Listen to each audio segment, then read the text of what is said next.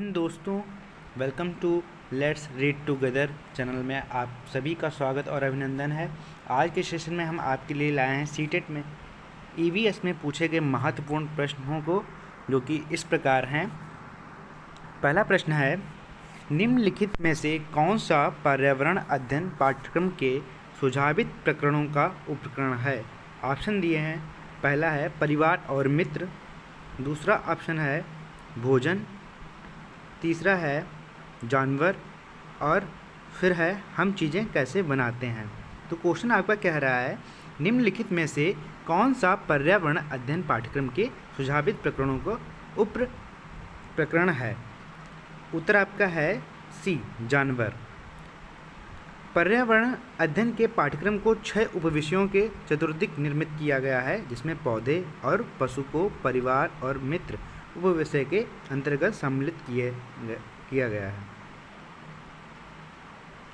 Next question है, देखते हैं। नीचे दिया गया कौन सा एक समूह जड़ों का है। तो नीचे ऑप्शन आपके साथ दिए हुए हैं। पहला ऑप्शन है चुकंदर, आलू, अदरक, बी गाजर, हल्दी, अदरक और सी है शकरकंदी, मूली, हल्दी। गाजर, फिर है गाजर, चुकंदर और मूली।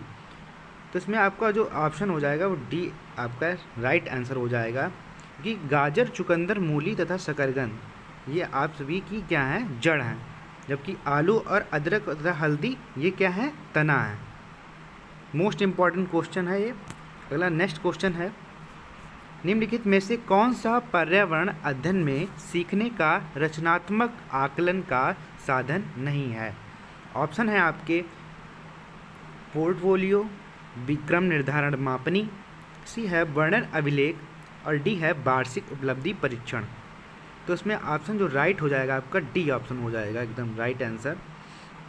पर्यावरण अध्ययन में सीखने के रचनात्मक आकलन के साधन के अंतर्गत पोर्टफोलियो, फिर है क्रम निर्धारण मापनी तथा वर्णन अभिलेख आते हैं, जबकि वार्षिक उपलब्धि परीक्षण इसके अंतर्गत नहीं शामिल है। क्वेश्चन क्या कह रहा है, फिर से एक बार देख लीजिए। निम्नलिखित में से कौन सा पर्यावरण अध्ययन में सीखने का रचनात्मक आकलन का साधन नहीं है पूछा गया है। तो ऑप्शन क्या हो जाएगा, डी वार्षिक उपलब्धि परीक्षण। नेक्स्ट है, निम्नलिखित में से कौन सी ईवीएस कक्षा में गतिविधियाँ हैं। ऑप्शन आपका है चित्र पढ़ना, बी ऑप्शन फील्ड भ्रमण, सी श्याम पट्ट का उपयोग, डी उपयुक्त सभी। तो ईवीएस की कक्षा में चित्र पढ़ना, फील्ड भ्रमण तथा श्याम पट्ट का उपयोग करने जैसी गतिविधियाँ शामिल होती हैं। तो इसमें सारे ऑप्शन आपके क्या हो जाएंगे, एकदम राइट हो जाएंगे। तो उपयुक्त सभी आपका क्या हो जाएगा, ये राइट आंसर हो जाएगा। नेक्स्ट है, समुदाय एक महत्वपूर्ण शिक्षण और अधिगम संसाधन है क्योंकि ये ऑप्शन क्या है, बुजुर्ग लोग बुद्धिमान हैं और उनके पास समय है। ये ऑप्शन कहता है यह वास्तविक परिस्थिति में सीखने का अवसर प्रदान करता है। सी ऑप्शन है कोई भी समुदाय में उपलब्ध समस्त ज्ञान को बिना आलोचना के स्वीकार कर सकता है। और डी ऑप्शन है यह सस्ता और सुलभ है। तो बी ऑप्शन क्या है, यह वास्तविक परिस्थिति में सीखने का अवसर प्रदान करता है। यह आपका राइट आंसर हो जाएगा।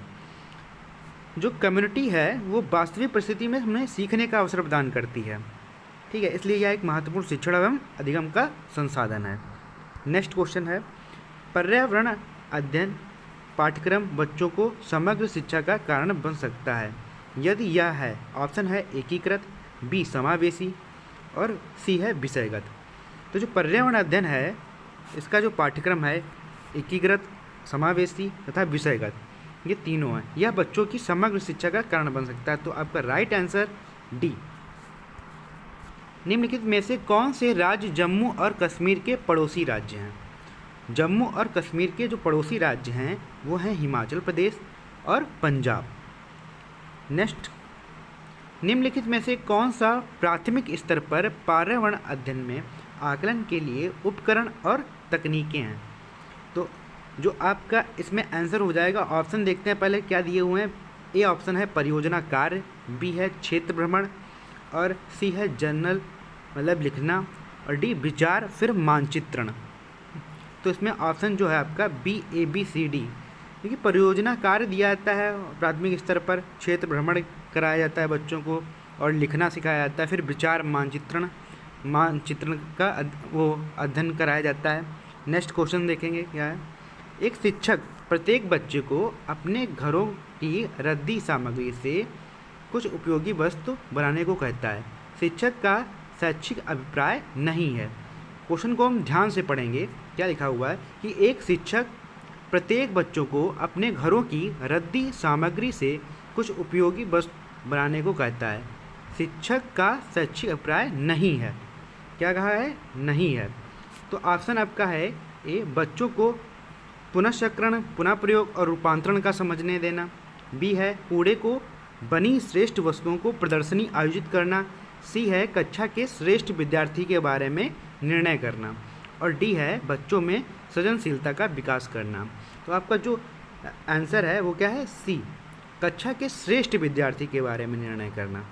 यह इसमें क्वेश्चन में पूछा गया है कि बच्चे को अपने घरों की रद्दी और सामग्री से कुछ उपयोगी वस्तु बनाने को कहते हैं।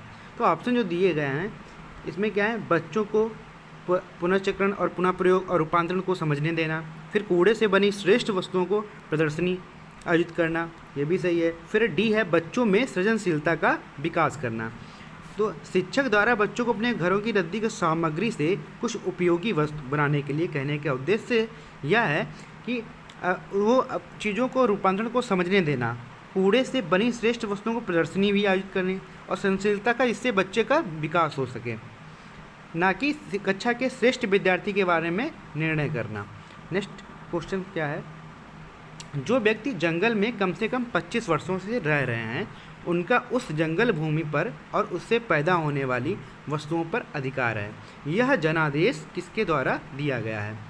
तो आंसर आपका जो है ऑप्शन दिए गए हैं हमारे, भूमि अधिग्रहण अधिनियम, ठीक है, 1894, संविधान अनुसूचित जाति आदेश संशोधन अधिनियम 2012, भारतीय जंगल अधिनियम 1927, फिर है जंगल अधिकार अधिनियम 2007। तो ये डी ऑप्शन आपका राइट आंसर हो जाएगा, क्योंकि जंगल अधिकार कानून 2007 आदिवासियों को जंगल पर उनका हक दिलाता है। इसके तहत जो लोग कम से कम 25 वर्षों से 25 वर्षों से जंगल में रह रहे हैं, उनके वहाँ के जंगल और वहाँ पैदा होने वाली चीज़ों पर हक है, उन्हें जंगल से हटाया न जाए, जंगल बचाने का काम भी उनका ग्राम सभा करे।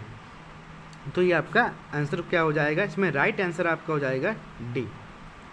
डी आपका राइट आंसर है। Thank you class. आज के सेशन में बस इतना ही। नेक्स्ट क्लास में आपके साथ फिर से मिलेंगे।